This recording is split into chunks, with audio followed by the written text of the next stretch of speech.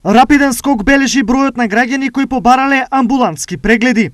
Наместо неколку, како што беше досегашната динамика на ваков вид прегледи, викендов бројката достигна дури 30. Значи, иако имавме го изминатиот период, да го кажем, оне малку помирен период по неколку прегледи во денот, вчера дојавме до бројката од 30 амбулантски прегледи, што е укажува на тоа дека рапидно расте бројката ново заразени случаи, ќе расне бројката многу веројатно и на хоспитализирани пациенти. Паралелно со ова, константно се зголемува бројот на хоспитализирани во клиничката болница Штип од коронавирусот.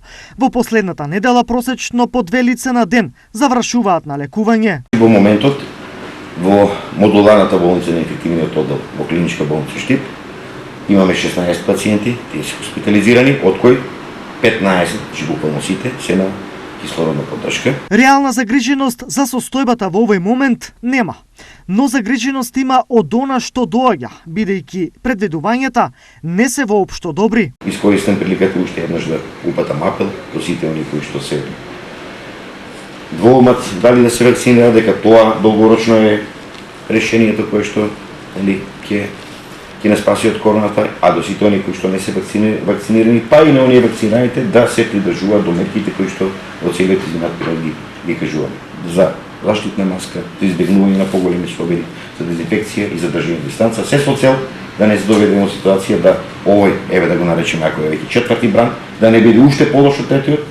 Клиничка болница Штип е подготвена од сите аспекти за максимален број на пациенти, но добрата мисла е дека креветите сепак ќе останат празни, бидејќи од денес се активни новите мерки.